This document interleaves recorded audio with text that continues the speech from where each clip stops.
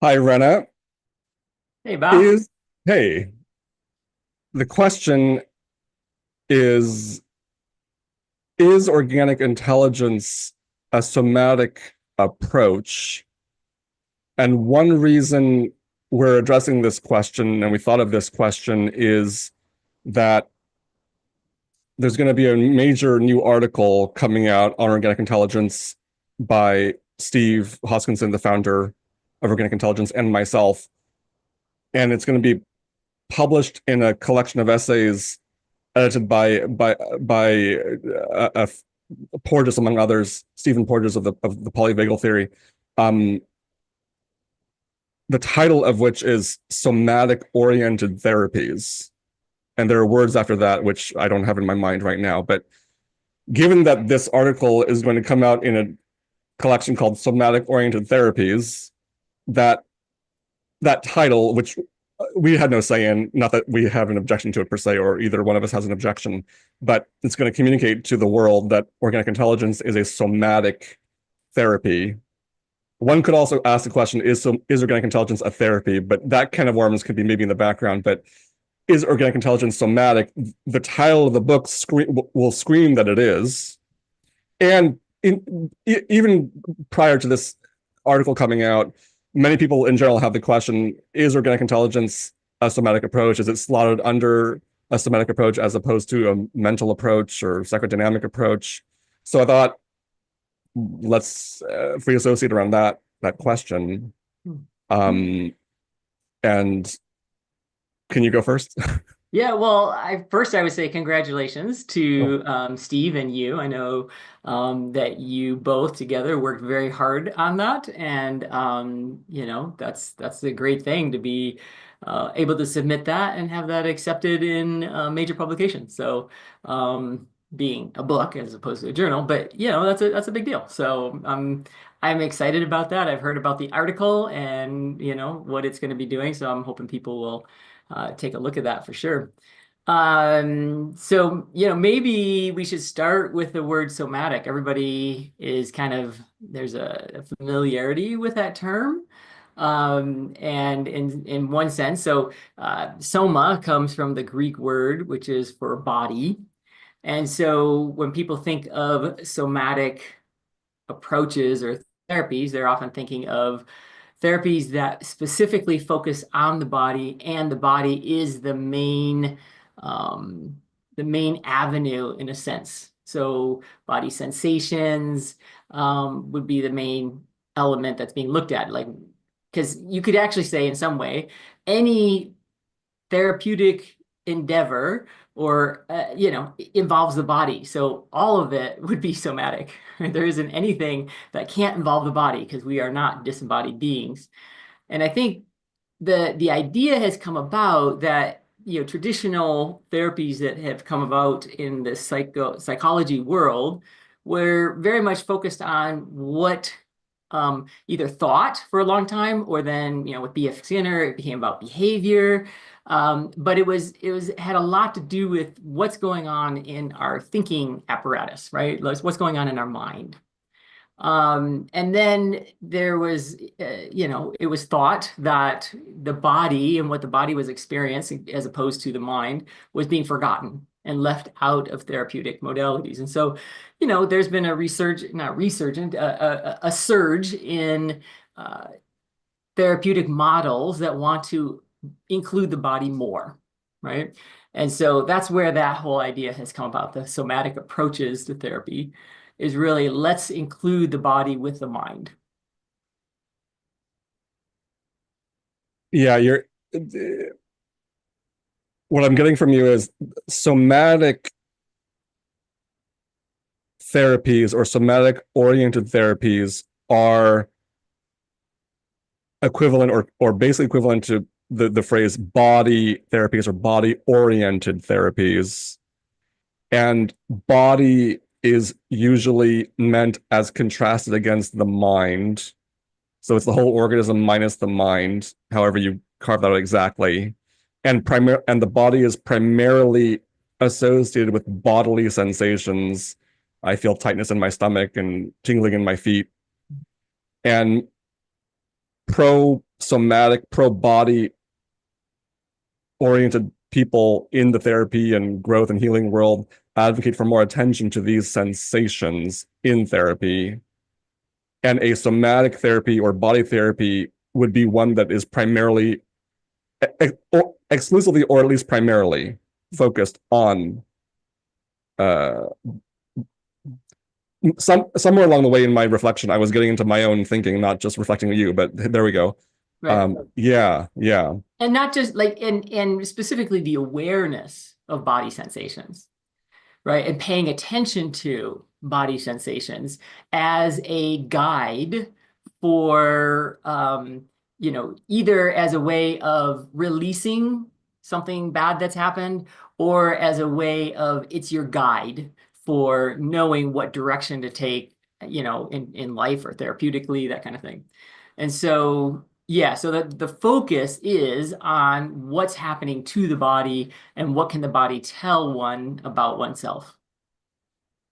Yeah, what comes to mind right now is I was watching this teaching on cognitive behavioral therapy. Cognitive behavioral therapy is the model of mind therapy, right? Mind focused therapy. And the CBT guy was saying sometimes when his client can't access the thought or a thought, he asks them to track their bodily sensations with the aim, with the hope that if the client tracks their bodily sensations, then that the thought will emerge and they can work with that thought. In that case, I would think but CBT is still a mental approach because the primary focus is on getting to the thought and working with the thought. The sensation access in that context would be a servant of the primary focus, which is the thought, I guess. Yeah. So even if CBT is including somatic interventions, and you said everything involves the body, of course, that doesn't thereby make it somatic focused. And so what the somatic people are saying is there needs to be a much larger paradigmatic focus on the body, it sounds like. Right. Yeah. Yeah. And the reality is that can also skew things in a certain direction. So it can have a way of, just like CPT has a way of focusing on thoughts to the exclusion sometimes of other aspects of being, focusing on body sensations also can sometimes be to the exclusion of other aspects of being. And I would say in some way, it can't ever fully exclude the thought because it's just impossible to communicate without using language at some point, right? And so people will, even if you're paying attention to body sensations, you're eventually going to language that sensation. And as soon as you do that, you're including, thought or meaning to it. Are there, and I know the main focus will be on is organic intelligence of somatic therapy, but a question first here because it's in the moment. Are there approaches that fall under somatic that don't involve any thoughts or verbal communication, like massage or touch, or, well, in Feldenkrais, you have to listen to the person give instruction, right? But are there approaches that, and would that be a counterexample to what you just said, that even bodily approaches have to involve thoughts? I'm just curious. Well, certainly there can be body action that doesn't primarily focus on thought. So in the sense that like Feldenkrais, or say maybe Continuum, which is a dance kind of movement kind of based therapy, you can be doing these movements, but there's always going to be awareness. Like even in Feldenkrais, you're doing a movement, but you're paying attention to, is there a way that I can soften another part of myself? Or is there a way that I can effort this less? What's happening in other parts of me as I do this movement? All of that has to involve thought. Yeah. Right. You can't dance without saying, at some level, I'm going to make this action, even if that action is not going, oh, I'm going to move my arm this way, I'm going to move my leg this way. You're still having the thinking part and aspect of your being involved in that. So can there be something that's only body sensations? Only if you didn't have a mind, a brain. Like that just doesn't make sense to me. And there's a question of why would that be desirable to begin with? Yeah, right. Right. Like Right. how Yeah. can that fully be helpful? Like Yeah.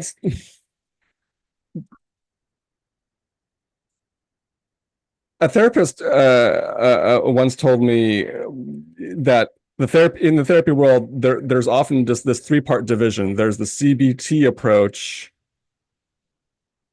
and its neighbors, and then there's the psychodynamic approach and its neighbors, and then there's the somatic approach or body approach and its neighbors. Is that three-part division? Were you brought up with that also, or I'm just curious about the yeah, I mean, when I went through and did a lot of study on what is emotions, you see these trends that are there. And yes, there is, roughly what you described, those three different elements. There's blending of them. There's minor differences between, how one delineates that. But I think that's fair enough to look at it in that way.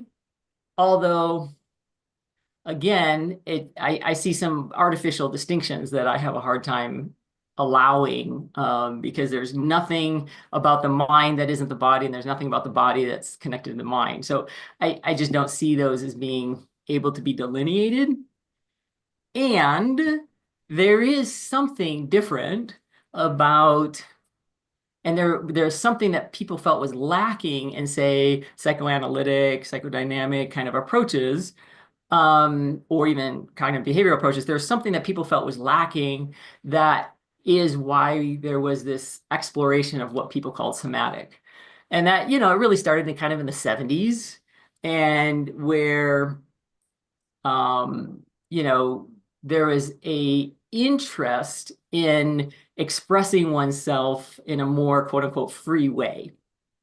And this idea of trying to break free from, whether it be social constructions that show up in thinking or just our own personal thinking, we wanted to somehow break free of that in the 70s. And so that was where I think these quote unquote somatic approaches started to develop at, say, Esalen in California. I think there was a version in the East Coast that was similar. Mhm. so is organic intelligence a somatic approach? Well, I would say it is certainly involves the soma. It certainly involves the body.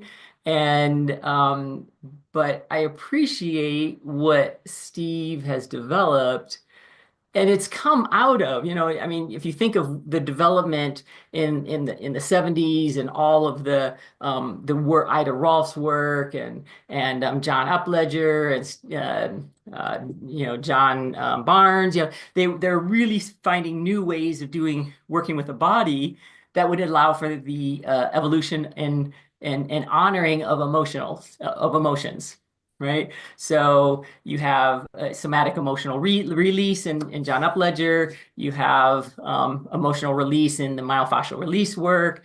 And so there was that came about too. And I think really is what informed more psychotherapeutic models in terms of how to deal with what we now call trauma, how to deal with trauma, that included both talking and could also include um, possibly less talking by focusing on the body. And Organic. increasingly, I'll get back to your question. So increasingly, there are approaches that will include, and one to name would be like neuroaffective touch by Aileen Lapierre, where there's doing touch work, and then there's dialogue that comes out of that touch, and then there's more touch, and there's dialogue that comes out of that touch, right? That would be an example of somebody who's trying to create a method that includes both working with the body and working with dialogue. I would say what Steve's done, and he's kind of, pulled from a lot of these different traditions, is he's defined different aspects of being, or different ways of expressing oneself, that comes out of, both body, mind, being, right? So the idea that we have images in our mind, we have thoughts in our mind, we have what we, feelings, emotions, affect. We have also body sensations. And then he also added orientation, which is something the mind's always doing. So all of that, body sensation becomes one element of a larger aspect of being. So is it a somatic approach? Well, yeah, because it includes body sensations. Does it, but it's also including all these other aspects of being. So is it only somatic? Well, again, that depends on if you're separating body from mind, or if you're saying everything is body and mind. Okay, so the answer depends on how one understands somatic approach. Is it exclusive? Is it primary? Or is it anything that sometimes draws on the body? And there can be debates on those questions. So just to move towards some solid answer to throw out there, one line of thought I got from him was, it's not a somatic approach because body sensation is one of several aspects of experience, as you just said, that we track in looking for movement towards increased capacity or auto organization. Mm-hmm. So if we were working exclusively or primarily with bodily sensations, it would be much more plausible to call it a somatic approach, where you understand that as somatic primary. Mm-hmm.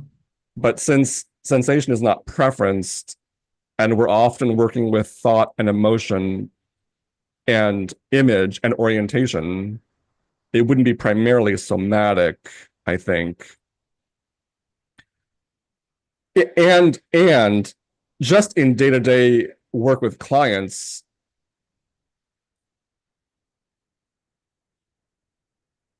I actually most of the time don't have them access sensation.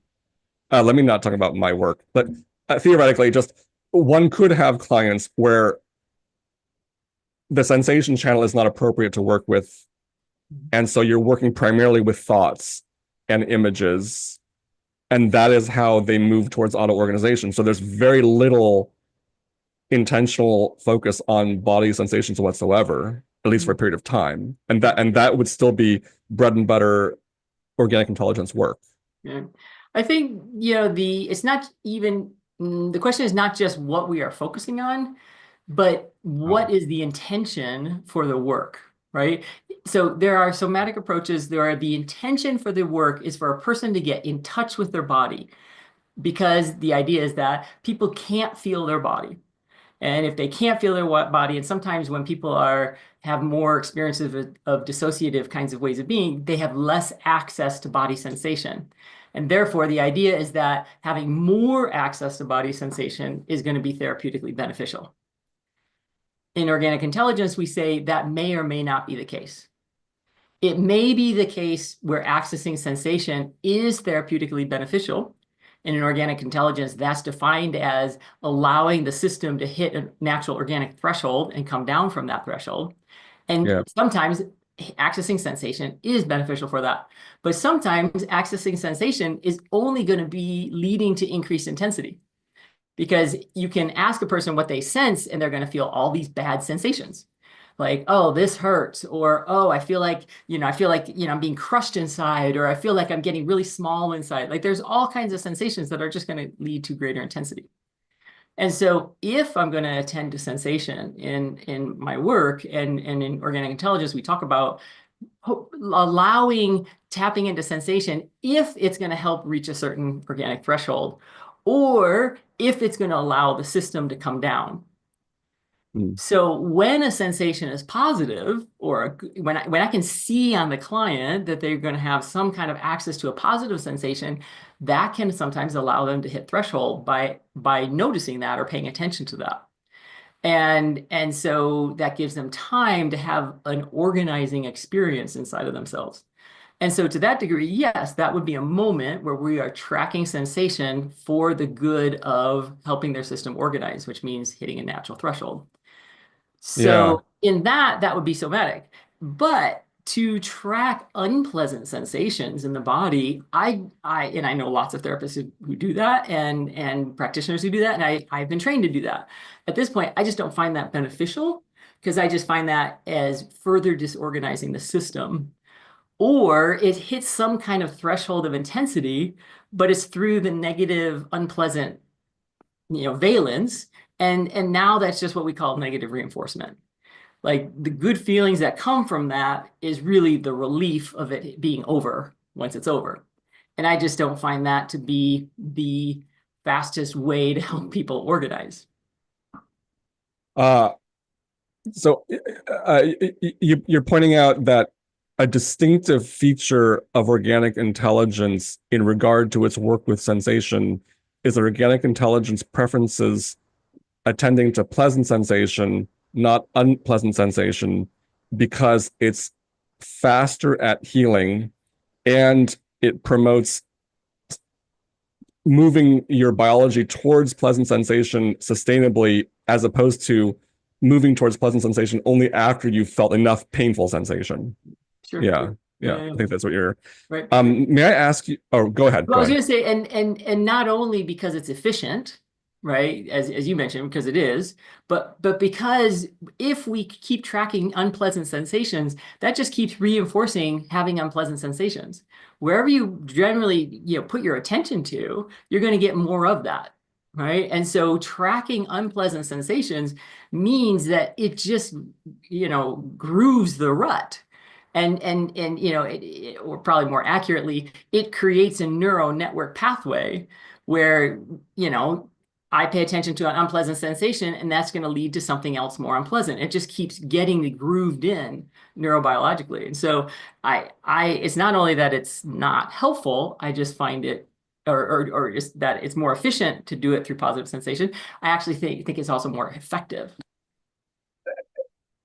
And yes, I was being conservative in my speech, which is not usually characteristic of me, but maybe I'm changing.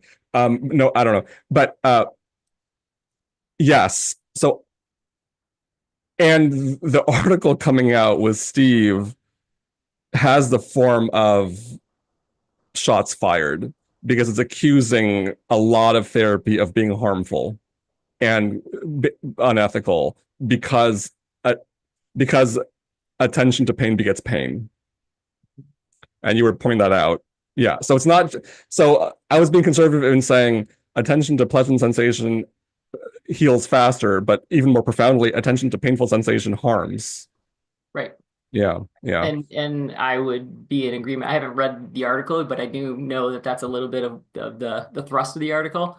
And that, yeah, we really want to be careful. Just because it's somatic doesn't mean it's better, right? And there's been that idea that, well, if we just pay attention to sensation, this is a better thing than having a conversation. And, my own experience personally, as well as with clients, is that, well, talking has its benefits too. And again, it's what is the focus of the conversation? What is the goal, or what's the end? What's the intention? Questions coming up for me that for you that that therapist who told me about that tripartite division. There's the CBT, there's the psychodynamic, there's the body. She also said the body approaches are deeper. And she was not a body focus. She was psychodynamic oriented. And she said, I I concede or I admit, even though I wasn't even part of the conversation, so I don't know who she's admitting to, but using me to admit to something, I admit that the body approaches are deeper and that I, as a psychodynamic therapist or psychodynamic, half CBT, have my limits. And the body approaches, the somatic approaches are much deeper. I'm wondering what you think of that, and is there a general perception that the body approaches are deeper than the other approaches? I think in some, schools of thought, there would be this idea. I think somatic practitioners, people who call themselves somatic practitioners, do think it's deeper. whether or not people who are more traditional psychotherapeutic endeavors would say that, I think there would be some that would, and then some that would say absolutely not. Mm. I would say people who work, say, Jungian style and are working with dreams, well, they would say that's even deeper because the idea is, and I think deeper in the idea of unconscious or subconscious. I think that's why the person might have used the word deeper. That if we let go of somehow that rational part of ourselves that's paying attention, if we can get out of that hold, that somehow we'll access deeper things. I'm also not convinced that that's true, because just because something's unconscious doesn't make it right. Right? Because that's the idea that if we get to the unconscious, that's where the good stuff is. And that's what we want to pay attention to. And I'm not convinced that's the case because there's lots of things in our unconscious that have been subsumed by, there's an overlay of everything's getting, you'll be able to say this better than I, but everything is being added and collected into greater and greater better, understanding, greater and greater knowledge. That's Yeah. part of what we have available to us as humans is that we have this capacity to have, develop concepts and increasingly abstract concepts, right? So the unconscious is going to include not only abstract concepts, but abstract concepts from when we were younger and we had less knowledge. And so I'm just not convinced that whatever's in the unconscious is that's going to be what our best guide is in life. So, I, yeah. it, I, it would be interesting sometime to have a conversation with you about what is this distinction between deep and superficial, and how should we understand it? What value does it bring to thinking about growth, healing, and therapy? May I, because we have a few minutes left, may I return to something, because you had said something earlier which really interested me, and I wanted to have you repeat it or elaborate or something. When I talked about somatic approaches being characterized by focusing on sensations in the moment-to-moment clinical work, you raise a challenge to that, saying it's not just what makes an approach somatic is not just or not primarily what you're focused on in the moment in the moment to moment interventions, as it like focusing on bodily sensations. It's what is the goal. But that thought kind of dissipated in my mind. Like, could you just address that? Or Yeah, I guess I would say just because you have a body sensation, like what does a body sensation mean? Oh, so I feel a little fluttering here. Oh, I feel a little expansion here. Oh, I feel a little, tingly here. Like technically, or I'm shaking right now, or I'm crying, or like what is that really meaning? It only has meaning when we give meaning to it. Right. So I might go, oh, I feel this opening in my chest. Oh, that must mean I feel happy or I feel gratitude. Or, right. Like we do have certain sensations of the body that we link to certain emotions. Right. And then we then add meaning on top of that because we've had them so many times in our life that we now create a category of this. I mean, that's essentially what emotion is or an affect is. What we call emotions and affect is what we've categorized together as, oh, when I have these kinds of sensations, it equals this affect, right? Um, so there's a history element involved in that. But what I'm saying is that just tracking sensations in and of itself does not necessarily do anything, although some people feel like it does because suddenly they're not paying attention to the recursive thoughts that are what we've called the what's wrong attention sometimes. So if they can get out of paying attention to some kind of thinking that's in the what's wrong genre, and suddenly they're paying attention to sensations and they have a neutral understanding or a neutral, they don't assign value to any of these sensations. Well, certainly that can get them out of that tracking of the what's wrong thoughts, and that can be super beneficial. So for some people, paying attention to sensation will be organizing because it's neutral to them. But for another person who, if they're dealing with, say, chronic pain, or they've had all kinds of painful, things in life, surgeries or accidents or that kind of stuff, going to sensation can lead to just paying attention to really unpleasant stuff. That's the avenue or the place where their what's wrong attention is. And though that wouldn't be helpful for them because it would keep them stuck in the what's wrong, in which case we would want to go to meaning or, positive affect or image if those have more positive valence to them. That's where we would spend our time. So, Yeah. where we spend our time somatically depends on whether or not that's going to help organize the person. So there's going to be some positive valence to it, or if it's going to disorganize the person. And we choose which aspect of being we focus on based on how it's going to move us towards that organization. Thank you. My answer to is organic intelligence, since we're closing, my answer to is organic intelligence a somatic approach is no, because it does not preference sensation. It would be like saying a rainbow is the red part of it. And whatever Steve Hoskinson says in answer to this question in the future, or in the past, or in the present, go with his answer, not mine. That's my contribution. Do you have one yourself that you want to share? Yeah, I would say that or no, not borrows, that'd be the wrong word. It will occasionally utilize those things that we could say are somatic, but it in and of itself is not a does not necessarily get lumped into the category of a somatic Okay. approach. Okay. A lot to continue talking about in coming weeks, and I'll see you in a couple weeks, and we'll see our viewers in a couple weeks. Okay, that will be. Looking forward to Okay. it. Thank you, Rena, as usual. Yeah, thank Very you. rich and challenging.